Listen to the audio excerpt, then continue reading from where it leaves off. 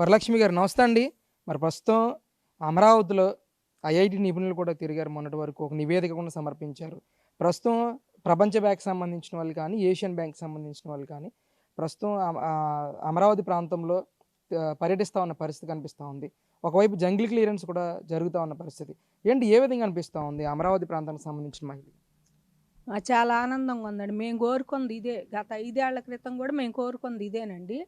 5 ఏళ్ల క్రితం గూడా ఇయన్నీ చూసి చక్కగా కరెక్ట్‌గా డెవలప్‌మెంట్ అయ్యే సమయానికి ప్రభుత్వం మారింది. మారిన ప్రభుత్వంకి అదే కంటిన్యూ చేస్తే చాలా బావుండేది. వాళ్ళు మాత్రం అసలు అమరావతి ఇక్కడ రాజధానిగా ఉండటానికే ఇష్టం లేదు. పరిపాలనా రాజధానితో విశాఖపట్నం వెళ్ళాల్సిందే. న్యాయ రాజధాని కర్నూలు. ఇదొక శాసన రాజధాని అని చెప్పి 3 రాజధానులను పడుకోబెట్టి 3 రాజధానులు అన్నాడు. ఒక్క రాజధాని కూడా లేకుండా పడుకోబెట్టి ఏ బ్యాంకులో వాళ్ళని కానీ ఎవరిని రానియకుండా ముంపు ప్రాంతం అని శ్మశానం అని వాళ్ళు ఇష్టం వచ్చినట్టు చెప్పారు అప్పుడు. అప్పట్లో చాలామంది చూసే దీనికి ఫిక్స్ అయ్యే ఇవన్నీ కూడా కట్టడాలు కట్టాండి. ఎన్నాళ్ళు కోర్టుకేసారు ఎన్‌జీటీ వాళ్ళకి ఢిల్లీ దాకా ఎన్నాళ్ళు రైతులు తిరిగారండి దీన్ని కోర్టులకి ఎత్తే. మేము చేయనీయము ఇవన్నీ పర్యావరణ పచ్చదనం అంతా పాడైపోతుంది. మరి నది పక్కన ఉంది ఇవన్నీ చెప్పుకొచ్చారు. ఆ స్థితిలో కూడా చంద్రబాబు నాయుడు గారు అప్పుడు కూడా ఎంతోమందిని సలహాదారులను తీసుకొని మంచి నిపుణుల చేత దాటిని పరీక్ష చేయించి అన్ని భవనాలు కట్టారు. అప్పుడు కూడా ఇట్టానే ప్రపంచ బ్యాంక్ వచ్చింది చూసి నిజంగా లోన్లు ఇయటానికి ముందుకొచ్చారండి వాళ్ళు కూడా అప్పుడు. అప్పుడు గడిచిపోయిన కథ. మళ్ళీ ఇప్పుడొచ్చి తప్పకుండా వాళ్ళు చంద్రబాబు గారి మీద నమ్మకం అనుకోవాలి ఇక మేము. ఇదంతా వేరే ఏది కాదండి. వాళ్ళు ప్రపంచ బ్యాంకులు కూడా వచ్చినాయి అంటే చంద్రబాబు గారి మీద నమ్మకంతో వచ్చినాయి. వాళ్ళు కూడా చూసి బాబు గారు లాంటోడు ఏదైనా చేయగలడు. మరి పక్క రాష్ట్రంలో చేసి చూపించారు గనక ఆయన తెలుగు రాష్ట్రాల్లో బానే చేస్తారనేది ఆయనకో నమ్మకం ఉండే వాళ్ళొచ్చారు. ఇవాళ కూడా ఇక్కడ సీఆర్‌డీఏ ఆఫీసులు గానీ మరి మొత్తం తిరుగుతున్నారండి. చూస్తున్నారు ఏంటి ఎట్లా ఉంది అమరావతి అనేది. నిధులు ఇవ్వటానికి కూడా సిద్ధంగా ఉండారు వాళ్ళు కూడా అని చెప్పేసి వస్తుంది మాట. అట్లాగే వాళ్ళు నిధులు ఇస్తే తొందరగా అమరావతి 5 ఏళ్లలో ఒక రూపుదిద్దుకుంటది అనుకుంటున్నామండి.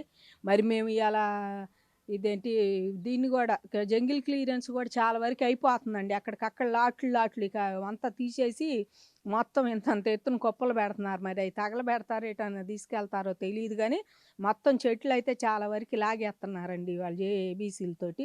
అది కూడా మాకు చాలా ఆనందంగా ఉంది. వస్తా పోతుంటే ఇప్పుడు అట్టా శుభ్రంగా పోయింది. అది 5 ఏళ్ల నాడు చూసిన పరిస్థితి మళ్ళీ ఇప్పుడు కనపడుతుంది మాకు. మధ్యలో 5 ఏళ్ళు నిజంగా అదో పేడకాలం అనుకుంటున్నాం జగన్మోహన్ రెడ్డి ప్రభుత్వం. అమరావతి రైతులు మాత్రం మేము పేడకాలే అనుకుంటున్నామండి. ఇక్కడ రాజధానిగా ఇస్తే ఆంధ్రప్రదేశ్ రైతులు కూడా పేడకాలకి ఎంతోమంది చూడటానికి కూడా వస్తున్నారండి ఇప్పుడు. ఇప్పుడైతే విజయవాడ పని నుండి వచ్చిన వాళ్ళు చిన్నవాళ్ళు కూడా ఏదైనా కామన్ మ్యాన్ కూడా విజయవాడ పని నుండి వస్తే అసలు రాజధాని చూసొద్దాం మళ్ళీ బాబు గారు వచ్చారు. అంత 5 ఏళ్ల నాడు వచ్చి చూసేవాళ్ళు సచివాలయం కడతాం స్పీడ్‌గా 6 నెలల్లో సచివాలయం ఎట్ట కడుతున్నాడా అని ఆ మిషన్‌లో చూడటానికి వచ్చేటోళ్ళు. ఇప్పుడు అసలు ఇవన్నీ జంగిల్ క్లియరెన్స్ ఎట్ట చేస్తున్నారు? ఇక్కడ ఏం చేస్తున్నారు అనేది ఇవాళ అందరూ వచ్చి చూస్తున్నారండి. కాబట్టి వాళ్ళ మళ్ళీ 5 ఏళ్ల నాటి అమరావతి రాజధాని రైతులైతే కళకళలాడుతుందండి ఇవాళ. మాకు తర్వాత సంగతి ఇవాళ చూడటానికి మాత్రం చాలా కళకళలాడుతున్నాయి. ఎక్కడెక్కడి నుంచి వార్తలు వింటేనే ఇనుసొంపుగుంది. చంద్రబాబు గారు కూడా ఇంక తొందరగా త్వరితగతిన ఈసారి ఏ ముఖ్యమంత్రి వచ్చినా ఇంకొకళ్ళు వచ్చినా అమరావతి మీద ఏలెత్తి చూపియకుండా దాన్ని మంచి కట్టుదిట్టంగా ఇంకాస్త ముందుకెళ్ళి దానికో రూపు తీసుకొచ్చి కదిలీయకుండా ఉండేటట్టు చేస్తారని అనుకుంటున్నామండి మేము. అంటే ముఖ్యంగా కేంద్ర బడ్జెట్‌లో 15,000 కోట్ల రూపాయలు పెట్టడం కానీ, ఈరోజు చంద్రబాబు నాయుడు ఢిల్లీ వెళ్ళొచ్చిన తర్వాత 1,500 కోట్ల రూపాయలు గతంలో 15,000 కోట్లు బడ్జెట్‌లో పెట్టడం, ఈరోజు 1,500 కోట్లు ఇన్‌స్టెంట్‌గా అమరావతి డెవలప్‌మెంట్‌కి రిలీజ్ చేయడం గానీ, ఏ విధంగా అనిపిస్తా ఉంది? చాలా బావుందండి. ఇవాళ ఇస్తారు 15,000 కోట్లే ఇస్తారు. 1,500 కోట్లు ఇచ్చారు ఇప్పుడు. రేపు ఆ వేల కోట్లు కూడా వాళ్ళే ఇస్తారు. ఎందుకంటే ఇక్కడ అమరావతి ఉంటేనే వాళ్ళ ఆంధ్రప్రదేశ్ డెవలప్‌మెంట్ అండి ఏదైనా గూడా. మేమేదో చవటల్లో ఇంత ఊరికినే భూమి ఎవ్వరు ఇవ్వరు. ఇవాళ మీకు రోడ్లకు భూమి పోతుందంటేనే కుయ్యో మొర్రో అంటున్నారు చాలామంది. అమ్మో! అయ్యో! అని అనుకుంటున్నారు. ఇప్పుడు రోడ్లొస్తాయి చాలా రోడ్లు దానికి ఉంది కదా! ఇప్పుడు చాలా మెట్రోయి గానీ, రోడ్లు గానీ, రైలు కూడా పెడుతున్నారు గదా! అలాంటివి వస్తున్నాయి అంటేనే అమ్మో! మా పొలాలు పోతాయి. ఎవరికాళ్ళు మా పొలం ఎమ్మటికి పోతే బాగుండు. మా పొలం సేఫ్‌గా ఉంటే చాలనుకుంటున్నారు. అలాంటి పరిస్థితిలో 30,000 ఎకరాలు మేము ఇచ్చామంటే 34,000 ఎకరాల మాటలేనా అండి? రైతులం ఏ రకంగా అదేమంటే మీరు డెవలప్‌మెంట్ ఎప్పుడో 50 ఏళ్ల నాటి డెవలప్‌మెంట్ ఊహించుకొని మేము ఇయలేదండి. ఇవాళ రాజధాని జరుగుతుంది. ఇది న్యాయంగా మమ్మల్ని అడిగారు ఇవ్వాలని చెప్పి ఇచ్చాము. అట్టాగే బాబు గారు ఆ 15,000 కోట్లు కూడా తీసుకొస్తారు తప్పకుండా. వాళ్ళు 1,500 కోట్లు ఇన్స్టెంట్‌గా ఇచ్చారంటే అసలు ఇక్కడ ఎంత పనులుండయి, ఎంత అవినీతి చేశారోండి గత ప్రభుత్వంలో. ఎందులో చేయబెట్టిన అవినీతిమయం. ఎక్కడ చేయబెట్టిన ఏ ఫైలు పట్టుకున్న అవినీతిమయం. ఆటిని కాల్చేస్తున్నారు కూడా ఈళ్ళు చూత్తారేమోనని చెప్పి. ఇవాళ అసలు అదేందో కొత్తగా కాల్పులు ఎక్కడ చూసినా ఫైలు తగలబడటం ఏంది విచిత్రంగా. ఆ ఫైలు తగలబెడుతున్నారు. కాబట్టి బాబు గారు ఇప్పుడు ఈ 1,500 కోట్లు గాక ఇంకా తీసుకొస్తారు. ఢిల్లీ కూడా సానుకూలంగా కూటమిలో ఉంది కాబట్టి ప్రభుత్వాన్ని చెయ్యాలి వాళ్ళు కూడా. కూటమి ప్రభుత్వంలో మోడీ గారు కూడా మంచిగా సహకరిస్తారని చెప్పి మేము అనుకుంటున్నామండి.